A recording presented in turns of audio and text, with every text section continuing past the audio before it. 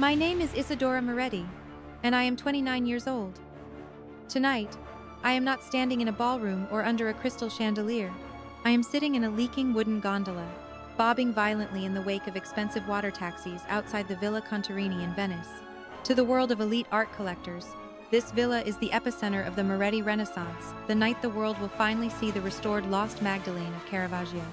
She knows she spent the last year in Paris at fashion shows while I was losing my eyesight under a magnifying loupe, and she knows that tonight, the check for $50 million will bear her signature, and I will return to the damp attic to prep the next miracle. But Silvio's voice suddenly sharpens, taking on a tone of orchestrated, theatrical pain. And it is with a shattered heart that I must address a rot within our own house. My younger daughter, Isadora, out of a jealous madness I cannot comprehend, has attempted to destroy this masterpiece.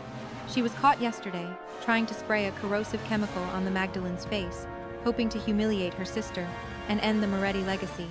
I feel the water beneath the boat turn into ice. The blood leaves my head, making the stars above the lagoon spin in a dizzying, nauseating dance of white and black. I try to stand up in the gondola, to scream that it was Bianca who spilled the acid and I was the one who spent all night fixing the damage. But my voice is swallowed by the wind. Every person inside that room, curators who once praised my technical assistance, investors who shook my father's hand, turns their minds toward me with a collective, jagged disgust. In an instant, I am no longer an artist. I am a criminal, a vandal of the sacred. Therefore, Silvio booms, his voice trembling with a masterful performance of fatherly grief. I will not let the Moretti name be stained by such malice. I ask you all, as witnesses to the beauty of Bianca's work, to support our decision. Isadora Moretti is hereby stripped of her apprenticeship, her inheritance, and her right to ever touch a canvas again. She is banished from this house and this city. The applause that follows is deafening. It is the sound of my life being erased. I look at my mother, Caterina, who stands in the shadows of the dais, her neck draped in emeralds that I know were bought by the first fake Moretti we sold. She looks toward the window, toward the dark water where she knows I am waiting, and then she slowly, deliberately closes the heavy velvet curtains, cutting off the light. That is the moment the palette of my world turns to gray. The betrayal smells of salt, old paper, and the bitter, sharp tang of my own tears hitting the canal. You've been a ghost in this palazzo for 20 years, Isadora. My father's voice carries through the wood. Now, the ghost is exorcised. Go into the fog. You are nothing to us. I stand there, clutching the side of the wooden boat until my fingernails bleed. But I was wrong, because 30 seconds later, the low-pitched roar of a powerful engine cuts through the sound of the wind. A black and silver speedboat, bearing the crest of the Italian Ministry of Culture and the Carabinieri, cuts a white scar across the water. It slams into the villa's private dock with a force that makes the gondolas shatter. A man no one has seen in 15 years steps onto the dock. His footsteps are heavy and rhythmic, clacking against the stone steps. He is wearing a sharp, charcoal suit, his face a map of professional coldness and sharp intelligence. He is carrying a strange, UV fluorescence lamp and a small vial of a clear, purple liquid. Lorenzo Rossi, the man my father framed for forgery a decade ago to protect his own skin. The man who was actually the greatest forensic art investigator in Europe. He doesn't look at the crowd. He doesn't look at Bianca. He looks only at me, bobbing in the dark water. The varnish is still wet, Isadora, he says, his voice a low, resonant rumble that carries over the lap of the waves, and the painting is about to scream your name. To understand how I became a ghost in a palazzo of masterpieces, you have to understand the Moretti household. We didn't live in a home. We lived in a forgery lab disguised as an aristocratic residence. Growing up, Moretti meant learning that the truth was just another layer of paint that could be scraped away. Bianca is 3 years older than me. From the second she could hold a crayon, Silvio declared her the reincarnation of Artemisia Gentileschi. Bianca was the sun, the golden girl who could do no wrong, even when she accidentally burned a hole in a 16th century tapestry. She had the charisma of a queen and the artistic depth of a puddle in the Piazza San Marco. My father turned the main floor of our palazzo into a museum for Bianca. But to me, as the salt-heavy air of the lagoon eats into my lungs and the dampness of the canal seeps through the soles of my worn boots, this villa is a fortress of deceit built on my stolen breath. The air out here smells of stagnant water, decaying algae, and the faint, omnipresent scent of turpentine that never truly leaves my skin. Every original sketch, every restoration that Silvio and I had done while she was at parties, was framed in gold leaf and lit by expensive spotlights. There was no room for me in that light. I was the girl who was sent to the water studio, the windowless room at the bottom of the palazzo that flooded every time the tide rose, the acqua alta. And me? I was the girl who spent her teens hunched over a microscope, obsessed with the cold, hard logic of molecular chemistry. I graduated top of my class in chemistry at the University of Padua under a pseudonym, I. Rossi. Because my father didn't want the Moretti brand associated with a daughter whom he called a mere technician, I finished my PhD in 3 years, living on dry bread and sleeping on a wooden bench in the lab because my father cut off my support, calling my research into chemical chronology of pigments a distraction from the manual labor I owed the family. I remember the day I finished my greatest discovery, a formula for a molecular clock that could accurately date a canvas to within 6 months of its creation by analyzing the oxidation of lead white. It was a breakthrough that should have revolutionized the art world. I brought it to him in his library, my heart thumping against my ribs with a hope I refused to let die. I thought, surely, this is the key. Surely, he will finally see that I am the true Moretti heir. He didn't even put down his glass of grappa. He didn't even look at the data charts or the letter from the Louvre. He glanced at the title, let out a puff of cigar smoke, and set his sweating glass directly on the center of my hardbound thesis. I watched in agonizing, microscopic detail as the condensation from the glass created a dark, wet ring on the paper, drowning the words, summa cum laude. He looked up, his eyes bored and dismissive, and said, "Chemistry? What are you going to do, Isadora? Make a better brand of floor cleaner for Bianca's studio? Go to the water studio. Bianca's team needs someone to grind the cinnabar for the Magdalene. Don't speak, unless the pigment is lumpy." That was the day I officially became a ghost. My kingdom was the water studio where the air smelled of damp stone, sulfur, and the dry, biting heat of the drying lamps. I built my own secret corner in that flooded room, using discarded test tubes and old canvases I found in the refuse pile, creating pigments so vibrant they would make the masters weep. But my father was clever. He knew I had the real talent.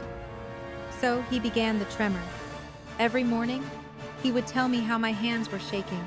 Every time I picked up a brush, he would sigh and point out a mistake that wasn't there. He hired a corrupt doctor to tell me I was developing an early-onset neurological condition that would eventually take my vision. He gaslit me into believing that without Bianca's steady hand to guide me, I was a broken tool. I was a bird that had been convinced its wings were made of lead. While the rest of the world looked at Silvio and Bianca on the covers of the art newspaper in Vogue Italy, I was living in a hole. I was the one who actually reconstructed the lost Magdalene. I was the one who figured out that the original artist had used a specific type of walnut oil that had been rancid, creating a unique texture. I was the one who stayed up for 120 hours straight when the canvas began to blister, manually rebonding the paint layers while Bianca was at a gala in Rome. Silvio never once stepped into the water studio when the tide was high. He never saw the 10,000 lines of chemical equations I wrote to stabilize the pigments. To him, I was the help. Bianca would laugh during dinner parties, leaning back in her chair, and say, "Isadora's great with the chemistry, the janitorial work of restoration, but she lacks the anima, the soul of a true artist. She's a machine, not a Moretti." Last New Year's Eve, as the family toasted with champagne in the penthouse, Bianca smirked at me over her glass. "When was the last time you saw a sun that wasn't a UV lamp? You should try hacking yourself a personality, or at least a dress that doesn't smell of ammonia. You're bringing down the aesthetic of the room." I just sipped my water and looked at the clock on the wall. I knew something they didn't. I knew that the lost Magdalene wasn't a restoration at all. I knew that under the pressure of the gambling debts, my father had ordered me to paint it from a blank 17th century canvas. I knew that it was the greatest forgery in history. Inside the villa, I can see the amber glow of the candlelight reflecting off the ancient frescoes, hearing the muffled, aristocratic laughter of 300 people who believe they are about to touch history. They are toasting to the divine hand of my older sister, Bianca Moretti. They call her the savior of the masters. And I knew that I had hidden a chemical time bomb inside the paint, a secret layer that would only reveal itself when exposed to a specific wavelength of light. I stayed silent because of Lorenzo Rossi. He had sent me a letter from his exile in Sicily months ago. Isadora. The Moretti name is a brand, but the masterpiece is a lie. Let them build their palace of glass. When the moon hits the second quadrant, the canvas will tell the truth. Be the ghost painter. Keep the samples. Wait for the reveal. 3 years ago, the first crisis arrived. Not a mechanical crisis, but a moral one. The first real cracks in the Moretti facade appeared 3 years ago. During the week Venice experienced its worst flooding in half a century. At exactly 3:14 a.m., the sirens for the Acqua Alta were wailing across the city, a mournful, haunting sound that warned of the rising tide. But inside the water studio, a different kind of disaster was unfolding. Bianca, in a state of stimulant-fueled hysteria, had been trying to touch up the drapery of the Magdalene. She wanted to add more flair for a private viewing by a Russian oligarch the next morning. But Bianca didn't understand the chemistry of the layers I had painstakingly built over months. She applied a heavy, solvent-rich glaze over a layer of lead tin yellow that hadn't yet fully carbonated. I was in the small, damp alcove where I slept when I heard the sound a sharp, wet hiss. I ran into the main studio to find Bianca staring in horror at the canvas. A 6-inch patch of the saint's crimson robe was bubbling, the paint melting away like wax under a blowtorch. The acid in her cheap, modern glaze was eating through the 17th century fibers. "Isadora! Fix it!" she screamed, her voice cracking with the pitch of a spoiled child who had just broken a diamond. "If Dad sees this, he'll kill us both. The oligarch is coming at 10 a.m. My father, Silvio, stumbled into the room, smelling of cheap wine and the cold sweat of a man who owed 10 million euros to the Venetian underground. He didn't look at the damage. He looked at me. "Isadora, you clumsy brat. Why did you let her touch the chemicals? You're supposed to be watching her hands." The injustice felt like a physical blow to my solar plexus. I hadn't even been in the room. But in the Moretti house, Bianca's mistakes were always my failures. Then, my mother, Caterina, appeared at the top of the flooded stairs. She was clutching a silk shawl around her shoulders, her face pale in the flickering candlelight. She saw the melting paint, saw the terror in Silvio's eyes, and then she looked at me. She waded through the calf-high, freezing canal water, ignoring the ruin of her silk slippers, and grabbed my wrists. "Isadora, please," she whispered, her breath smelling of anxiety and peppermint. "Your father has gambled away the palazzo's deed. This painting is the only thing keeping the bailiffs from the door. You have to save it. But you must promise me you can never tell the buyer that you fixed it. Silvio has already told the press that Bianca discovered the secret of the Caravaggio glow. If they find out it was you, the sick daughter, the value will vanish. Please, let Bianca be the miracle. For the sake of our home." That was the moment the tremor in my hands actually started, not because of a disease, but because of the sheer, vibrating rage of being asked to erase my own soul to pay for my father's sins. My own mother was asking me to be a ghost, to hand my genius to a sister who viewed me as a servant, just so she could keep her emeralds. And because I was still a prisoner of my own hunger for a mother's love, I did it. I stayed up for 96 consecutive hours in that freezing, flooded studio. I lived on black coffee and the fumes of ammonia. I remanufactured the pigment from crushed beetles and lead oxide, matching the 400-year-old oxidation perfectly. I saved the Magdalene. I saved the Moretti name. And then, I manually signed Bianca's name into the ledgers.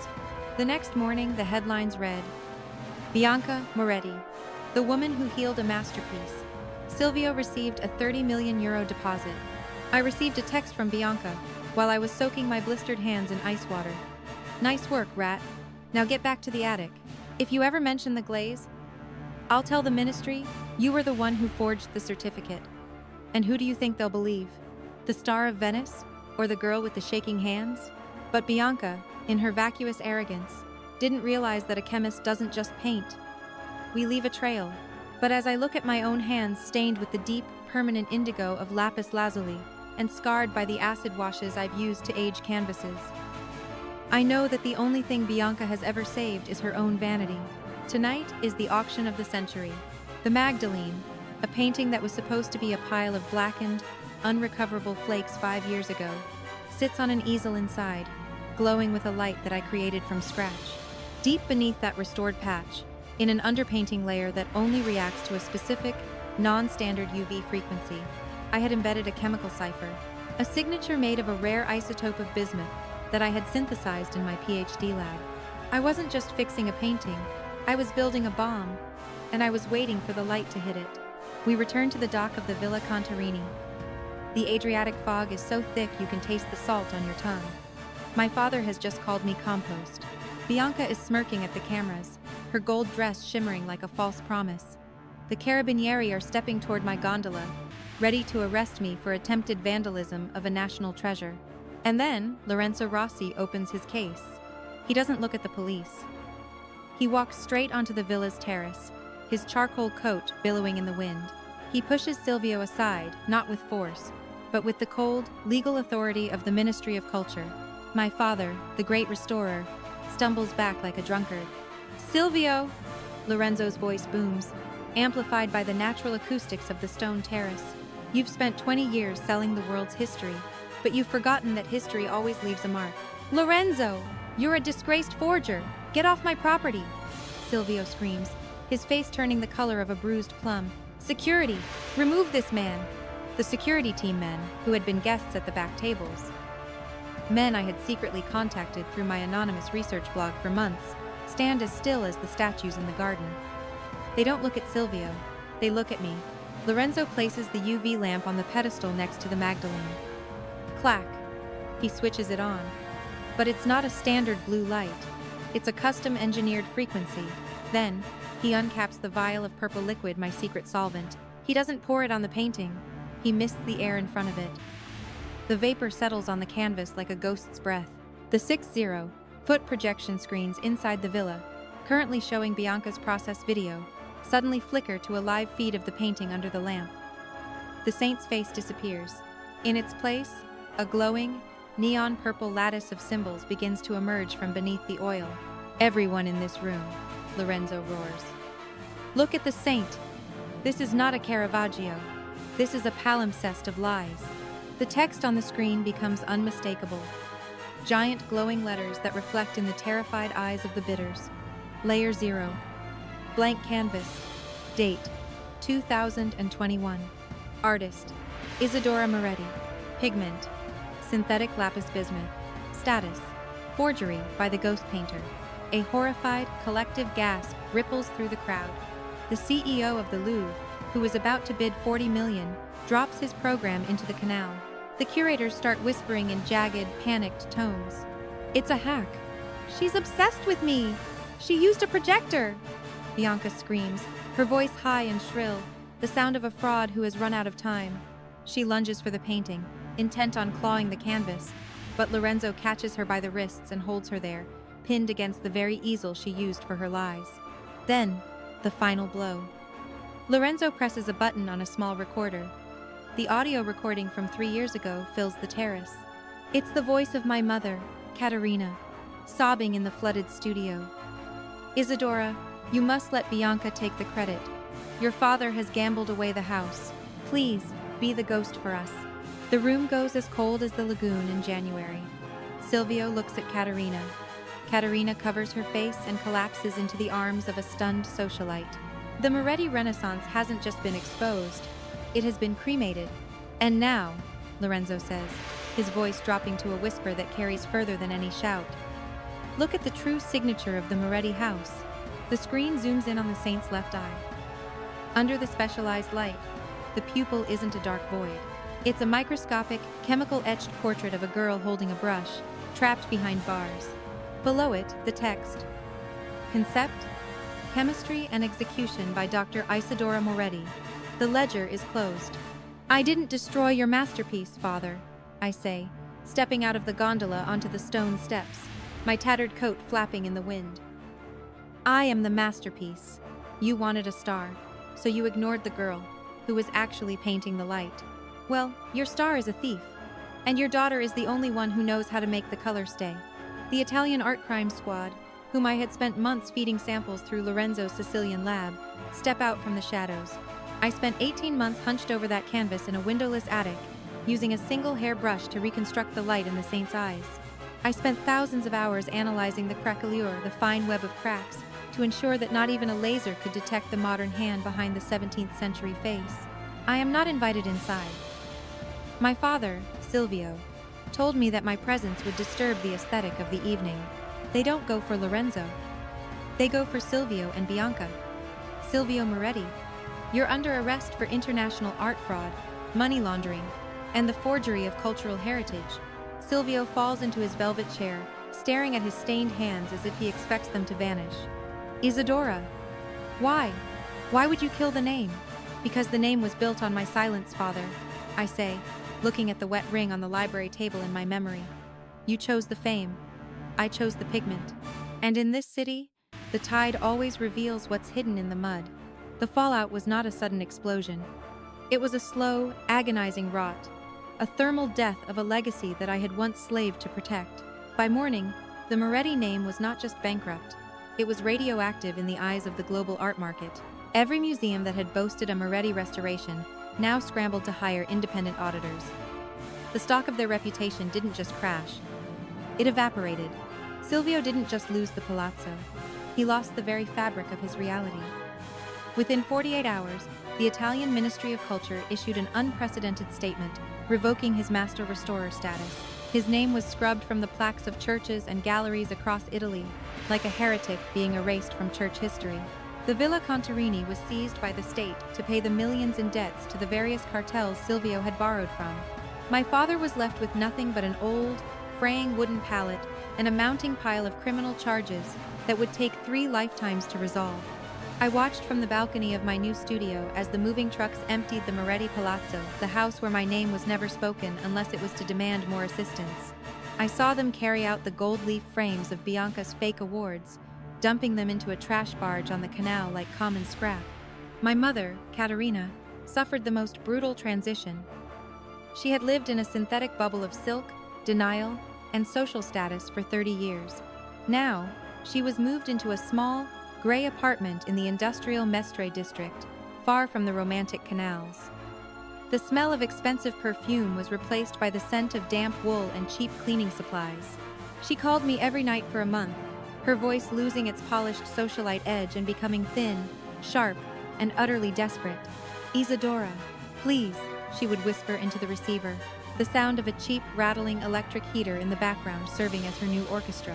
"Your father is staring at a blank canvas for 14 hours a day. He doesn't even remember how to mix a base coat. He just draws circles that don't close. He's broken, Isadora. You're the most sought-after forensic chemist in Europe now. Your new firm, the Palimpsest, is taking over the global authentication market. Buy back the Palazzo, Isadora. Save your sister's legal team. She's your blood." I sat in my new studio, overlooking the Grand Canal from a position of true power. Looking at the real masterpieces, the ones that didn't need my lies to shine. I remembered her grip on my arm in the flooded studio. I remembered her asking me to disappear so her favorite child could keep her fake reputation. "Mother," I said, my voice as steady as an old master's brushstroke. "I spent 30 years being the technical assistant for a family that viewed me as a ghost. And I don't save people who only let me exist in the water studio. You chose the star over the daughter. Now you have to live with the man who blew out the candle. I've already sent a check to a trust that will cover your rent and basic medical bills for the next 5 years. That is all the assistance I have left for you." The ledger is closed. I didn't block her number, but I never answered again. I realized that some people don't want the truth. They just want the comfort that the truth destroyed. I watched the logs of my old studio one last time, seeing Bianca's name flagged as inmate #height 840, and I hit the archive key on her entire life. Today, I sit in my own office on the top floor of a state-of-the-art laboratory in Milan. My company is simply called the Palimpsest. We don't just restore paintings. We build the most advanced forensic authentication systems in the world. Systems that are built on the bedrock of chemical truth, not marketing. My name isn't on a neon sign in Venice. It doesn't need to be. My name is in the molecular stability of every masterpiece I verify. I am no longer invisible. I am no longer the girl with the tremor.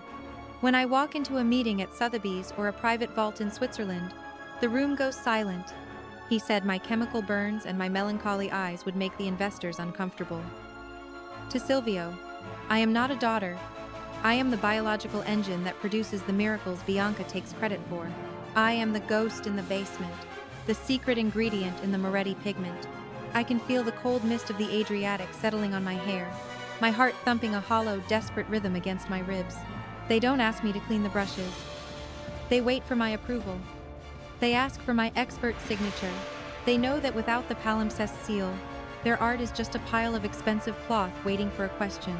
On the center wall of my office, framed in brushed steel and lit by a dedicated, warm spotlight, is my PhD thesis from Padua. The dark, round grappa ring from my father's glass is still there, right in the center of the cover. I look at it every single morning before I start my work. It is the only artifact I kept from my old life. It reminds me that the marks people try to leave on you to diminish you, the stains, the insults, the gaslighting, don't define your capacity. They are just the surface layer. It's the resilient heart you build beneath them that matters. That stain isn't a symbol of my father's hatred anymore. It's a trophy of my endurance. It's the point of origin for my freedom. It represents the moment I realized that their approval was a ceiling I had to break through with my own light. 6 months ago, Silvio showed up in the lobby of my building. He didn't have an appointment. He sat there for 7 hours, wearing an old trench coat that smelled of damp wool and cheap tobacco. He looked like a man who had spent every night of the last year being haunted by the ghosts of the masterpieces he traded for a bet. His hands, once so steady that he could mimic any master, were now a constant shaking mess. When I finally went down to see him, the glass elevators whispering as they descended, he stood up, his legs shaky, and his hands trembling with age. He held out a small, wooden box. Inside was the single hairbrush I had used to paint the Magdalene's eyes, the one tool the police had let him keep as a sentimental relic. "Isadora," he whispered, his voice a raspy thread that barely reached my ears. "I was wrong. I was wrong about everything. I was blind. I'm starting a small restoration shop. Just me and 2 old apprentices in a garage in Mestre. We're fixing furniture. Real work. I need your mind. I need my daughter. Please, take the brush. It was always yours. Let's rebuild the Moretti name together. I'll give you 51%. I'll put your name first. Isadora and Silvio Moretti. Doesn't that sound right?" I looked at the brush, a beautiful, fragile tool that had been used to buy my silence and my sister's lies. It was a masterpiece of craft, but it had no soul. Then I looked at the man who had called me Compost in front of the world's most powerful people.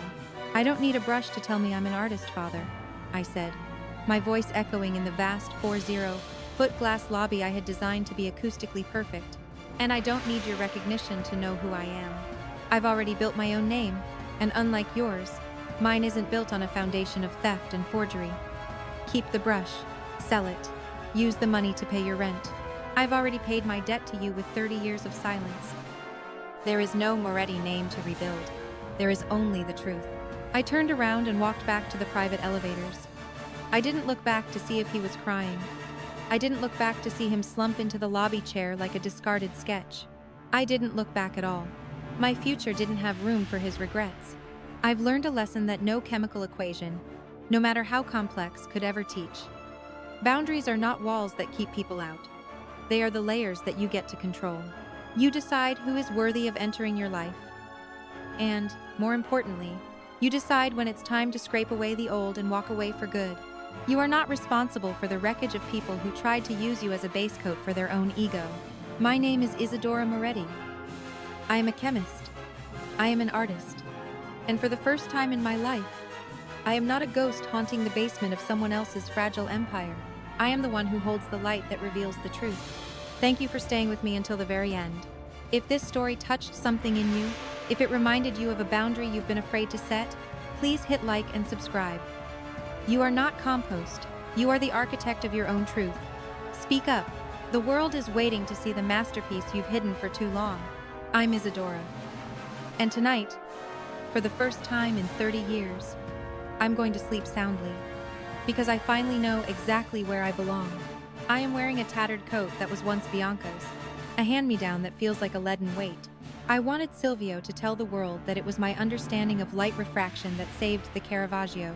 I wanted him to acknowledge the PhD in pigment chemistry I earned through correspondence, studying by the light of a single kerosene lamp. Instead, I am the girl who washes the brushes and preps the gesso. Inside, the gavel falls. Silence descends. My father's voice, a gravelly, practiced Venetian baritone, echoes through the open windows and carries across the dark water. "Gentlemen, ladies, protectors of the eternal," Silvio begins, his voice dripping with a false, oily reverence. "Art is not just paint, it is the resurrection of the soul. For 5 years, my family has worked in silence. And tonight, my daughter, Bianca, has performed a miracle that even the Vatican thought was impossible. She has brought the Magdalene home." He gestures to Bianca, who stands next to the painting, her blonde hair styled in a perfect Renaissance braid, wearing a gown of gold silk that costs more than our family's palazzo has earned in a decade. Bianca is the face of Moretti, the one who does the documentaries for the BBC, the woman who couldn't tell the difference between linseed oil and walnut oil if she drank them both. She knows she didn't paint a single stroke of that saint's robe,